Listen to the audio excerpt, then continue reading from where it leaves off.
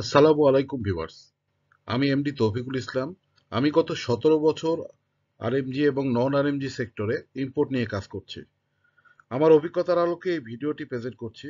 এইখানে মোটামুটি ইম্পোর্ট সম্পর্কে একটি নলেজ শেয়ার করার চেষ্টা করেছি। পরবর্তীতে যদি আপনাদের কোনো রিকোয়ারমেন্ট থাকে তবে ডিটেলস ভিডিও দেওয়ার চেষ্টা করব। যদি কোনো ভুল হয় বা কোনো উপদেশ থাকে তবে কমেন্টের মাধ্যমে বলার অনুরোধ রইল।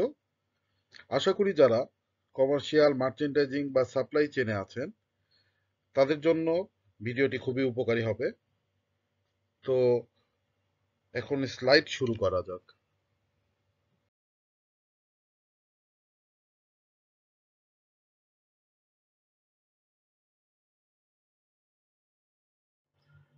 Import flowchart.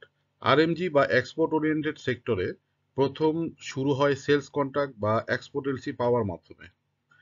সেলস কন্ট্রাক্ট বা এক্সপোর্ট এলসি ব্যাংকে সাবমিট করা হয়, যাকে লিয়েন করা বলা হয়। এরপর সাপ্লাইয়ের নিকট হতে পিআই পেলে ব্যাংকে যথাযথ ফর্ম পূরণ করে বা অনলাইনে সাবমিট করা হয়। এলসি ওপেন হওয়ার পর সাপ্লায়ার গুডস ডেলিভারি করে এবং নন নিগো বা কপি ডকুমেন্ট ইমেলের মাধ্যমে শেয়ার করে। এই কপি ডকুমেন্ট চেক করার পরে সাপ্লায়ারকে ওকে করলে সাপ্লায়ার তার ব্যাংকে অরিজিনাল ডকুমেন্ট সাবমিট করে। এয়ার বা ল্যান্ড পোর্টে শিপমেন্টে নন নিগো ডকুমেন্ট ব্যাংক থেকে এন্ডোর্স করা হয়, কারণ এই ক্ষেত্রে গুডস অনেক দ্রুত চলে আসে। একে শিপিং গ্যারান্টি বলে। অনেক ক্ষেত্রে সিপোর্টেও ডকুমেন্ট এন্ডোর্স করা হয়, ব্যাংক থেকে শিপিং গ্যারান্টি কালেক্ট করা হয়। এই ডকুমেন্ট সিএনএফ এর নিকট পাঠানো হয় এবং সিএনএফ কাস্টমস অ্যাসেসমেন্ট কমপ্লিট করে গুডস ডেলিভারি করে। Financial transaction against import. আমরা সাধারণত এলসি, টিটি, আরটিজিএস এবং এফওসি বা ফ্রি অফ কস্টের মাধ্যমে ইম্পোর্ট করি। লেটার অফ ক্রেডিট বা এলসি। সহজ ভাষায় এলসি হলো বায়ার্স ব্যাংক সেলারের ব্যাংকে পেমেন্টের গ্যারান্টি প্রদান করে। আপনার স্লাইডে দেখতে পাচ্ছেন বিভিন্ন ধরনের এলসি টাইপ আছে। তো এখানে আসলে আমরা জেনারেলি যেগুলি ইউজ করি ইম্পোর্টের ক্ষেত্রে, আমরা যা বাংলাদেশে ইউজ করি যেসব টাইপের এলসি সেগুলোই দেওয়া আছে। আসলে আরো ডিটেলস আছে এখানে। আহ, অনেক ধরনের এলসি আছে, যেমন red clause LC, green clause LC বা রিভলভিং এলসি, ট্রান্সফার এলসি। আমরা শুধুমাত্র বাংলাদেশে যেগুলো ইউজ করছি ইম্পোর্টের ক্ষেত্রে, আমি সেই কয়েকটাই দিয়েছি এখানে। আহ, এর বাইরে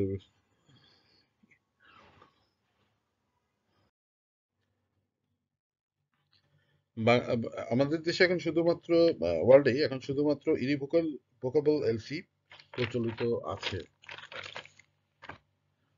এখানে বায়ার সেলারের অনুমতি ছাড়া এলসি এর কোনো টার্মস অ্যান্ড কন্ডিশন বা অন্য কোনো বিষয়ে পরিবর্তন করতে পারে না। এছাড়া পেমেন্ট সংক্রান্ত বিষয়ে এলসি বিভিন্ন ধরনের হতে পারে, যেমন ডেফার্ড সাইট, বাইউপাস বা কনফার্মড এলসি। ডেফার্ড এলসি এর ক্ষেত্রে নির্দিষ্ট সময় পরে পেমেন্ট হয়, যেটি 15 দিন, 30 দিন, 45 ডেজ, 60 ডেজ, 90 ডেজ বা 120 ডেজ হতে পারে। সাইট এলসি এর ক্ষেত্রে ওপেনিং ব্যাংক অরিজিনাল ডকুমেন্ট পাওয়ার 5 দিনের মধ্যে পেমেন্ট দিতে বাধ্য থাকে, অথবা কোনো ডিসক্রিপেন্সি সাপ্লায়ার ব্যাংককে বা বেনিফিশিয়ারি ব্যাংকে পাঠাতে বাধ্য থাকে। কনফার্মড এলসি এর ক্ষেত্রে তৃতীয় আরেকটি ব্যাংক সংযুক্ত থাকে এবং গ্যারান্টি পেমেন্টে গ্যারান্টি দেয়। HS code. এইচএস কোড হলো বিশ্বব্যাপী প্রতিটি পণ্যের আলাদা আলাদা নাম্বার, যা পণ্যটির পরিচয় বহন করে। খুব সহজে বুঝতে গেলে এইচএস কোড হলো এমন একটি কোড যা বিশ্বের প্রতিটি পণ্য যেটা এক্সপোর্ট ইম্পোর্ট ট্রেড হচ্ছে, এই প্রতিটি পণ্যের একটি করে নাম্বার, যা ওই পণ্যটিকেই বোঝায়। এটা যে কোনো কান্ট্রিতে ওই পণ্যটিকেই বোঝায় নাম্বারের মাধ্যমে।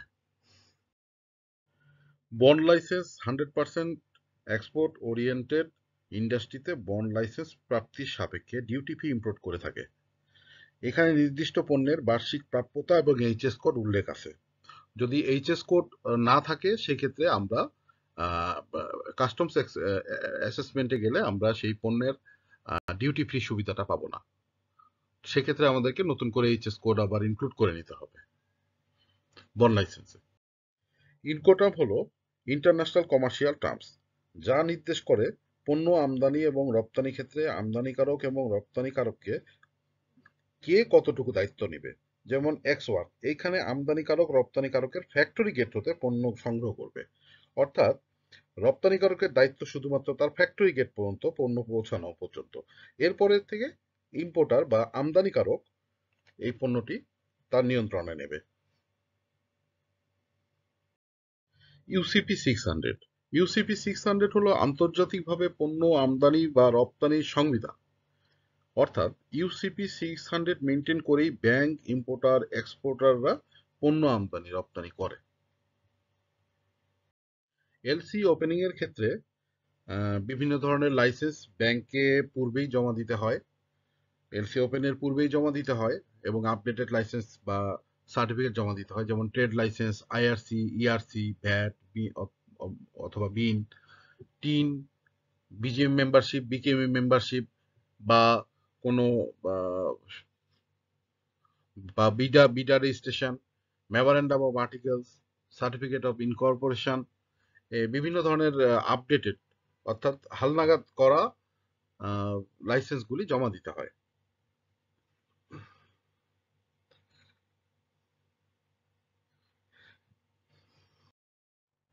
এলসি ওপেনের ক্ষেত্রে কিছু কিছু কন্ডিশন রয়েছে, যেমন আমরা একটা মাস্টার এলসি বা সেলস কন্ট্রাক্ট বা পারচেস কন্ট্রাক্টের সর্বোচ্চ 80% পর্যন্ত আমরা LC back to back LC open করতে পারবো।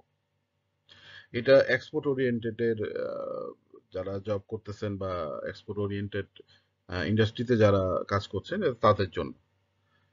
আর এলসির লিমিট ব্যাংকের লিমিট থাকে, এই লিমিট থাকতে হবে। এই লিমিট না থাকলে, এলসি লিমিট না থাকলে এলসি ব্যাংক করবে না, কিংবা 100% মার্জিনে এলসি করতে হবে।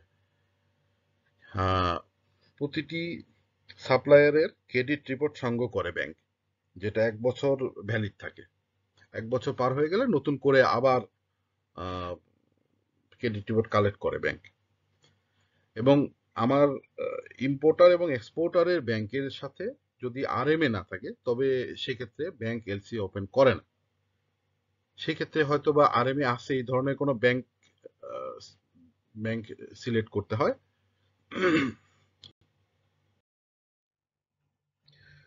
বিজেএমই বা বিকেএমই ইউডি প্রদান করে, যার মধ্যে প্রতিটি সেলস কন্ট্রাক্ট বা এক্সপোর্ট এলসি এর বিপরীতে ইম্পোর্ট বা এক্সপোর্ট পণ্যের সম্পূর্ণ বিবরণ থাকে। এবং এই ইউডির মাধ্যমেই আমরা মাল খালাসের সময় যে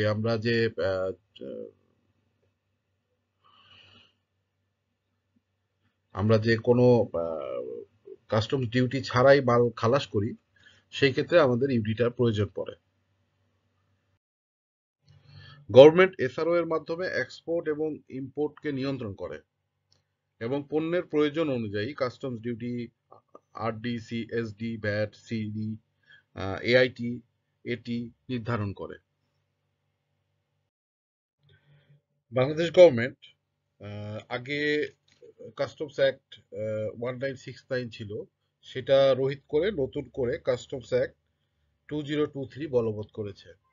তো এখন থেকে 2023 সালের যে কাস্টমস অ্যাক্ট এটাই মেনটেন করছে।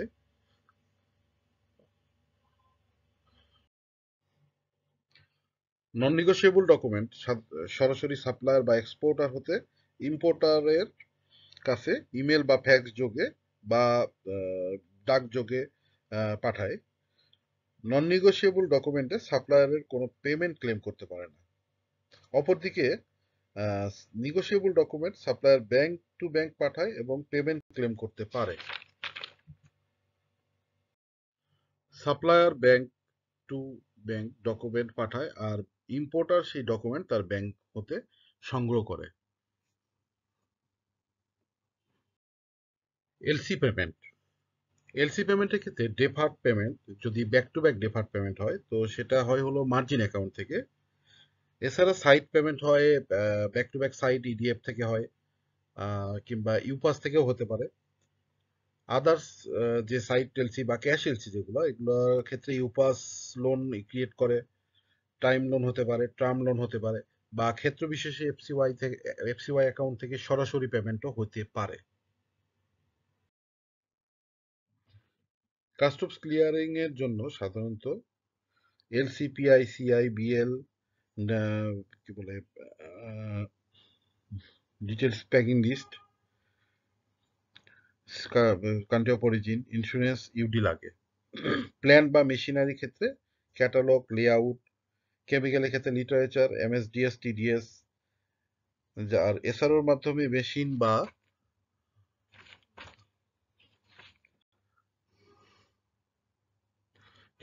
এমএসডিএস বা টিডিএস লাগে। শিপিং এজেন্ট আইজিএম সাবমিট করে, সিএন্ডএফ এসআই কোডাতে এন্ট্রি করে, এরপরে কাস্টমস অ্যাসেসমেন্ট শেষ করে। কিছু পণ্য যা রেড মার্কে থাকে, সাধারণত চিটংয়ে 5 to 6% কনসাইনমেন্টের রেট পড়ে, তা 100% এক্সামিন করে রিপোর্ট করে অ্যাসেসমেন্ট করা হয়।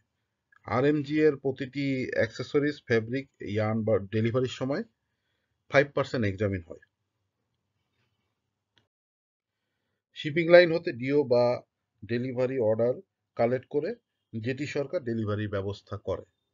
এইখানে উল্লেখ্য, ডেলিভারির বিষয়টা হচ্ছে এলসিএল কন্টেনারের ক্ষেত্রে এটা আনস্টাফিং হইতে হয়, অর্থাৎ এখানে অনেক ইম্পোর্টারের পণ্য একসাথে থাকে, এটা শেডে আনস্টাফিং হয় এবং সেখান থেকে ডেলিভারি হয়।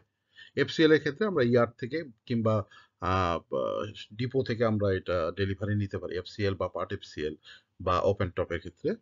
আর অনচেসিস ডেলিভারি, যেটা কন্টেইনার সরাসরি মানে ইম্পোর্টারের ফ্যাক্টরিতে নিয়ে যায় এবং সেখান থেকে ডেলিভারি করে এই কন্টেনারটা আবার ফেরত আসে চট্টগ্রাম পোর্টে বা আইসিডি পোর্টে, আইসিডিতে।